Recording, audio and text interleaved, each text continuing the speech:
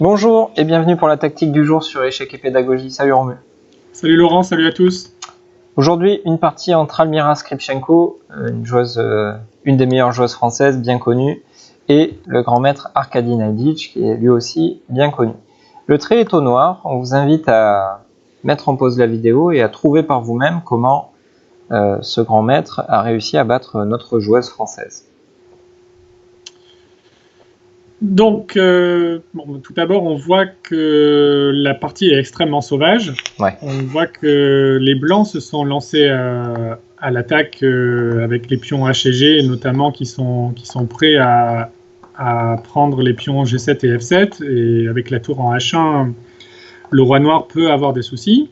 Donc, il y a une menace extrêmement grave sur le roi des Noirs, ce qui indique déjà, sans aller plus loin, que les Noirs se doivent de trouver une solution très rapide, sinon le roi va se faire mater.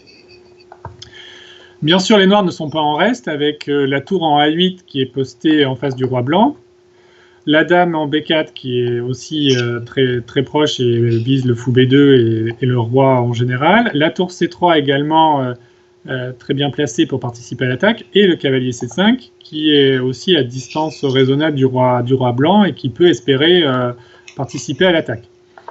Donc on a quand même un potentiel, on sent que les Noirs ont un potentiel d'attaque assez important. Maintenant il s'agit de le faire de l'utiliser sans attendre. Et donc comme toujours, on regarde les coups qui font échec en premier. Donc ici, il n'y en a pas énormément. Il y a dame prend B2 et tour prend A2. Bon, dame prend B2, ça semble investir quand même beaucoup trop de matériel. Mais par contre, le coup tour prend A2 semble le coup intéressant. Et c'est le coup qui a été joué par Arkady Naiditch. Il y avait aussi cavalier B3, il y avait mais on B3, sent que c'est prend B3. Après, pion prend B3, oui. Ok, donc tour prend A2. Tour prend A2. Ok, donc, on est obligé d'accepter. Oui, parce que bien sûr, sur roi B1, il y aurait dame prend B2 mat. D'accord. Donc l'idée de tour prend A2, après l'acceptation du sacrifice, c'est qu'on a éliminé le dernier, ou en tout cas un des derniers remparts du roi blanc, qui est le pion A2. Donc maintenant, la colonna est ouverte.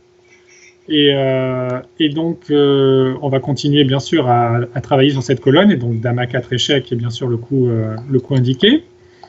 Voilà, donc ça fait échec, mais aussi ça attaque le pion C2, une deuxième fois. Oui.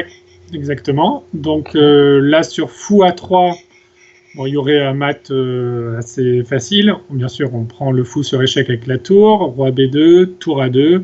Et justement, pour illustrer ce que tu disais, Laurent, on prend le pion C2 avec un mat à la clé.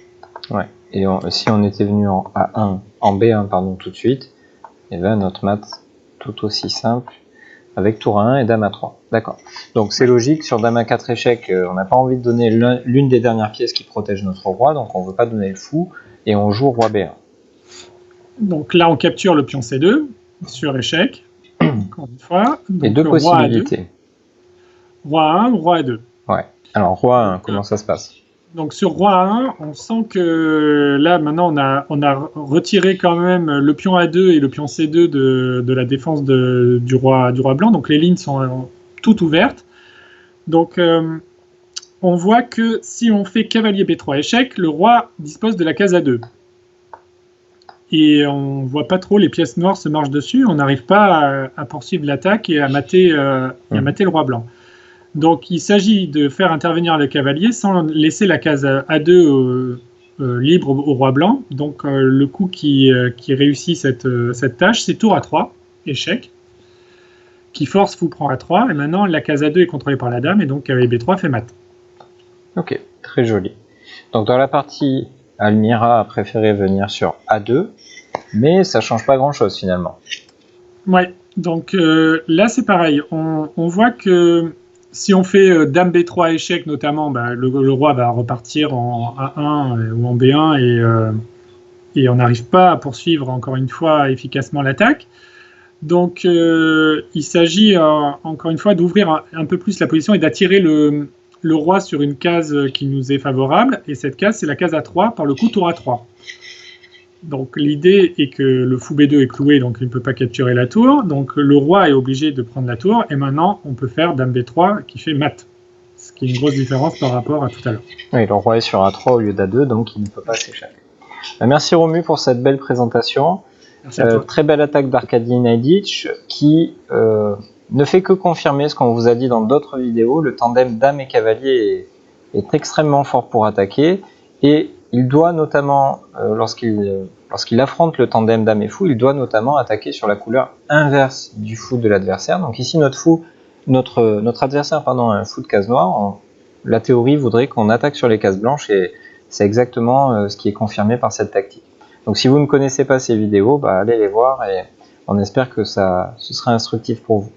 On vous dit à très bientôt. N'oubliez pas, comme d'habitude, de liker la vidéo, la partager, vous abonner. Vous connaissez tout ça, vous l'avez déjà fait des dizaines de fois et d'ailleurs on vous en remercie beaucoup. À demain. Au revoir, à demain.